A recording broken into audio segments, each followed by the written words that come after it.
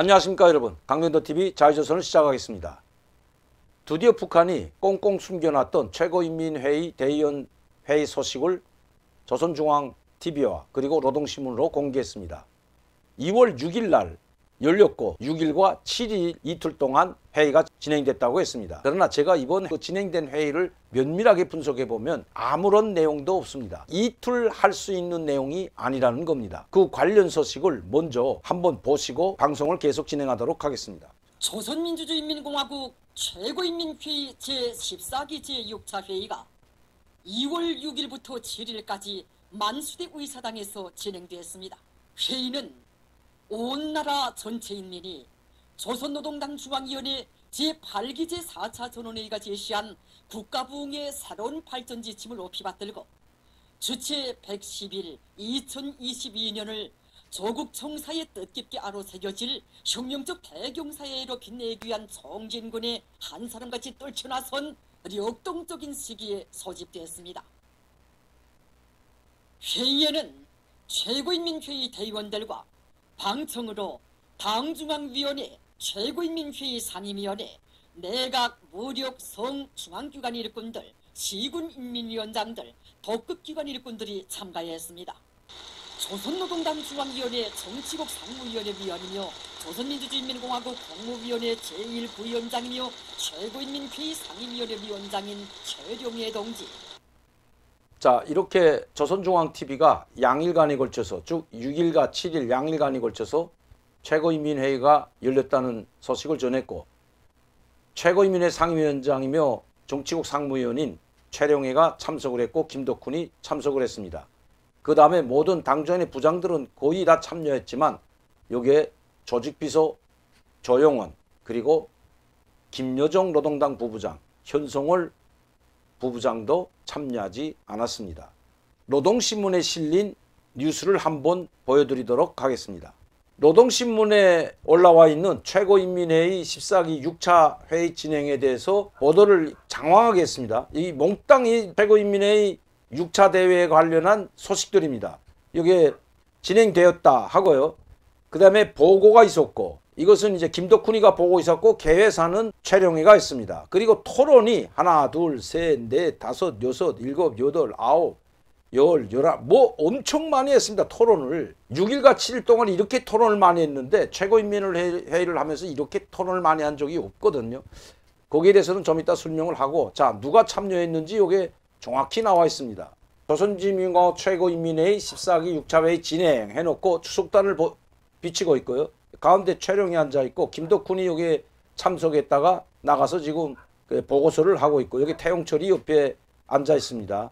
자, 그런데 여기에 인원들이 참가했습니다. 조선노동당 정치상무위원, 국무위원회 일부위원장 최룡해 동지, 정치국 상무위원이며 국무위원회 부위원장이죠. 일부위원장이 아닌 내각총리 김덕훈이 추석단에 등장하였다. 이일환, 오수용, 태용철, 김재룡, 김용철, 이용길, 권용진, 정경택, 박종근, 호철만, 뭐 고반창에 박태동, 김용식, 박명순, 리철만, 김성남을 비롯해가지고 조년철이까지 양승호, 주철규, 리성건, 리태섭, 우상철, 김용환, 최고회사의 부위원장, 소기장들 이렇게 참여했다고 했는데, 김여종이는 당조인의 국무위원회 위원일 뿐만 아니라 최고인민회의 대의원이기 때문에 여기에 나와야 되는데 김여종이 참여했다는 소식이 없습니다. 또 조용원이도 당정위원회 조직비서이면서 최고인민회 대의원인데도 참여하지 않았죠. 9월 29일 김정은이 연설할 때 14기 5차 때죠. 지금은 6차 회의니까 14기 5차가 지난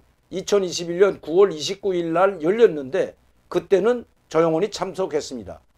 김여정도 참석했죠. 그때 김여정이 바로 인사 문제에서 국무위원회 국무위원으로 발탁이 됐죠. 많은 사람들이 해임되고 철직되고 많은 사람들이 보선을 됐는데 그때 국무위원으로 바로 됐습니다. 그리고 9월 29일 연설했는데 바로 9월 30일 노동신문에 나왔습니다. 이번에는 이번 최고인민회의는 많은 사람들이 참여하고 많은 사람들이 토론을 하면서 시간을 끌은 것으로 보여집니다. 김정은이 참여하려 한 것 같습니다. 왜냐하면 9월 28일, 지난 9월 28일과 9월 29일 양일에 걸쳐서 최고인민회 회의를 했을 때는 김정은이 참석하는데도 불구하고 9월 28일 날 최고인민회의가 열렸다는 소식을 9월 29일 노동신문과 그리고 조선중앙TV로 상세히 보도를 했습니다. 9월 29일 날 김정은이 바로 연설을 했죠. 잠시 그 내용을 보도록 하겠습니다. 김정은이 연설한 내용이 여기 실려있어요. 조선민주주의 14기 5차 회의 1회의 진행. 두 번째 회의가 29일 날 진행됐는데 바로 29일 날 김정은이 연설하고 바로 다음 날 이렇게 연설을 했습니다. 김정은이 공화국 정부의 시정 방침을 천명하기 위하여 회의에 참석하였다. 김정은이 사회주의 건설이 새로운 발전을 위한 당면투쟁 방향에 대하여라는 역사적인 시정 연설을 하였다.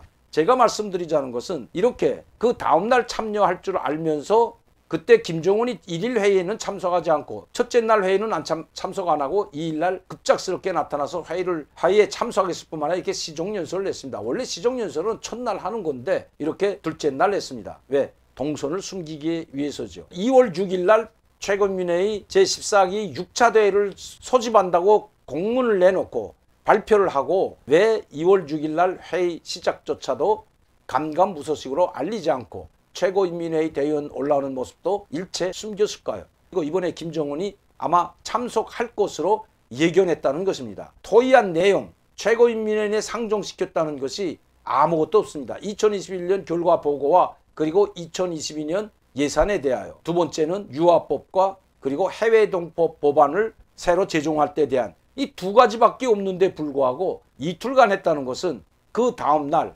김정은이 참석할 것을 예견했기 때문입니다. 그러나 김정은은 예견했기 때문에 일체 보도를 하지 않았을 뿐만 아니라 이렇게 많은 사람들이 토론을 해가면서 김정은이 나오는 시간을 벌어주려고 했던 것 같습니다. 북한에서도 같은 이야기를 하고 있습니다. 이번에 김정은은 참석하려고 했지만 무슨 이유에서인지 참석을 하지 않았다는 것입니다. 자, 그러면 왜 참석을 안 했을까요? 최근에 김정은이 얼마 전에도 여러분들께 제가 방송을 통해서 말씀드린 것처럼 김정은은 지금 상당히 신변의 위협을 느끼고 있다는 것이죠. 특히 최근 바이든 대통령이 IS 수괴인 al-Qurai시를 직접 미 특수부대가 들어가서 참수하는 것을 공개했습니다. 그리고 바이든 대통령이 직접 지휘했다는 것을 현장 지휘하는 모습을 직접 공개하기도 했습니다. 그리고 이 테러리스트들은 지구상 어디에 있든지 끝까지 찾아내서 끝까지 추적해서 사살하겠다는 말도 함께 했죠. 이거와 무관하지 않다는 것입니다. 최근에 김정은은 지금 미국을 향한 전면적인 도발을 하고 나섰습니다. 특히 이제 앞으로도 계속해서 더 큰 도발을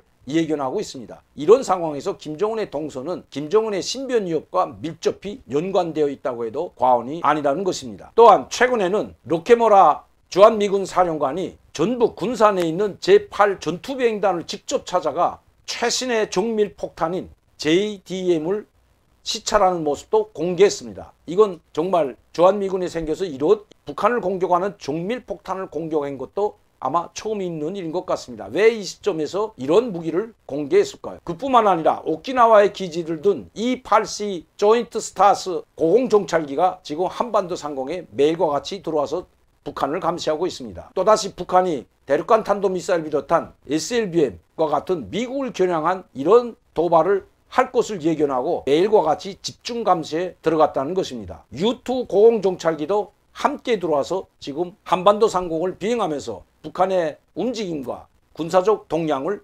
예의주시하고 있다는 것입니다. 김정은이 공개적으로 집합장소에 나타난 것은 상당히 신변에 위험하다고 생각했기 때문에 이번에도 아마 간부들의 만류에 의해서 아니면 조영원의 결심에 의해서 참석하지 않은 것 같습니다. 그런데 더 이상한 것은 조직비서인 조영원이도 참석하지 않았고 9월 28, 29일 날 참석했던 김여정도 참석하지 않았다는 것입니다. 김정은의 최측근이라고 할 수 있는 김정은의 분신이라고 할 수 있는 김여정, 북한의 모든 것을 이끌고 있는 즉 당정군을 이끌고 있는 이 조영원도 참석하지 않았고 현송월도 참석하지 않았다는 것입니다. 이번 최고인민회의에서 김정은이 참석을 한다면 둘째 날 참석할 가능성이 상당히 높았는데 왜 2월 6일은 최고인민회의가 열린다고 공식적으로 선포했기 때문에 주시할 수가 있는 겁니다. 한반도 상공을 특히 인공위성으로 직접 감시를 당하게 된다면 김정은의 동선이 노출이 될 수 있고 또 최고인민회의가 2월 6일 날 보도는 하지 않더라도 2월 6일 날 열리는 것쯤은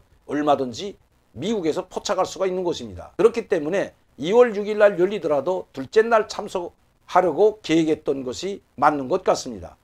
아마 둘째 날 김정은이 참석했다면 지난 9월 28일, 29일 최고인민회의 대의원회의가 열렸던 것처럼 조영원이도 김여정이도 현송원이도 아마 참석했을 것으로 보입니다. 그러나 김정은과 함께 움직이는 이 세 사람도 이번 최고인민회의 대의원에는 모습을 나타내지 않았습니다. 그만큼 지금 김정은은 상당한 위협을 느끼고 있을 뿐만 아니라 떨고 있다는 것입니다.